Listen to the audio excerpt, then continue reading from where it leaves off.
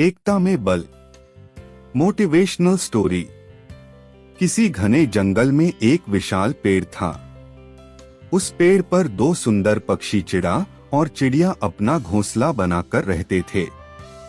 वे दोनों बड़े ही हंसी खुशी से रहते थे। उन्हें कभी भी किसी बात का डर ना ही किसी बात का दुख था। कुछ दिन के बाद चिड़िया ने 4 अंडे दिए और दोनों ने बड़े प्यार से उस अंडे की देखभाल करने लगे। एक दिन एक बहुत ही शक्तिशाली हाथी वहां पर आया। उसने बिना ही किसी कारण पेड़ में धक्के मारने लगा और अपने सुर से पेड़ के डालियों को भी हिलाने और तोड़ने लगा। पेड़ पर बैठे चिड़ा और चिड़िया एकदम से डर गए और ची ची करके चिल्लाने लगे। लेकिन हाथी ने उस चिड़िया की आवाज बिल्कुल नहीं सुनी और जिस पेड़ की डाली पर घोंसला बना हुआ था उस डाली को भी उसने तोड़ दिया और सारे अंडे नीचे गिरकर टूट गए।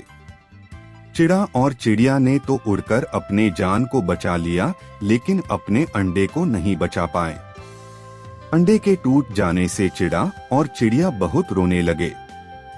फिर चिड़ा ने कहा, हमारे रोने से क्या होगा, अब तो सारे अंडे टूट गए, अब हम कितना भी रोएंगे तो हमारे बच्चे जीवित तो नहीं होंगे न। चिड़िया बोली, यह तो मैं भी जानती हूँ कि वे जिंदा नहीं हो सकते, लेकिन मैं अपने दिल तो शांत कैसे करूँ। उस दुष्ट हाथी ने बिना कोई कारण ही हमारे बच्चे को मार दिया। हम लोग ने उसका क्या बिगाड़ा था जो इतने बेरहमी से मेरे बच्चे को मार दिया। जब तक उस दुष्ट हाथी से मैं इसका बदला नहीं ले लेती तब तक मेरे दिल को शांति नहीं मिल सकती। चिड़िया की बात सुनकर चिड़ा और भी दुखी हो गया और बोला, हम उस शक्तिशाली हाथी का बिगड़ भी क्या सकते हैं। और दोनों फिर से रोने लगे। उसी पेड़ पर बैठा एक कौवा इन दोनों की सारी बातें सुन रहा था।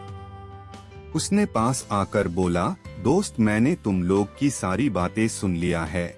मैं तुम्हारा दोस्त भी हूँ और एक पड़ोसी भी, इसलिए मैं मदद करने के लिए तैयार हूँ।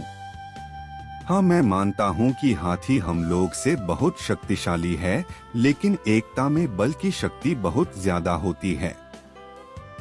मेरे दोस्त, जब हम सब साथ मिलकर बदला लेंगे तो वो हाथी हम लोग का कुछ नहीं बिगड़ पाएगा।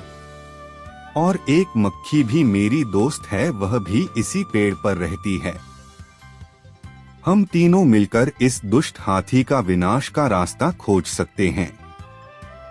चिड़ा ने कहा, मेरी दोस्ती एक मेंढक से है, मैं उसे भी बुला लेता हूँ। कुछ ही देर में सभी इकट्ठे हो गए। ये सारी बातें मेंढक को बताया गया। तब उसने कहा, दोस्त, चिंता मत करो, एकता की शक्ति ने बड़े बड़े राजाओं को धूल चटा दिया है, शक्तिशाली इंसानों के सर काट डाला है, तो यह हाथी तो कुछ भी नहीं है। सब मिलकर हाथी को मारने के लिए एक अच्छा सा उपाय निकल लिया।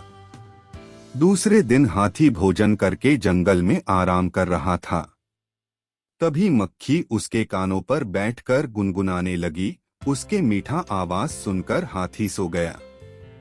तब कौवा ने उसके सर पर बैठकर उसके दोनों आंख फोड़ दिया।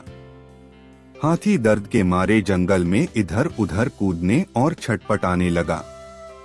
और उधर मेंढक ने अपने और दोस्तों के साथ एक खाई के किनारे जाकर चिल्लाने लगा। हाथी छटपटाते हुए उस खाई के पास पहुंचा। मेंढक की आवाज सुनकर उसने सोचा कि इधर कोई तालाब है और मेंढक भी चिल्ला रहे हैं, इसी में कूद जाता हूँ, मेरे आंखों को आराम मिलेगा। और वह खाई में कूद गया और मर गया।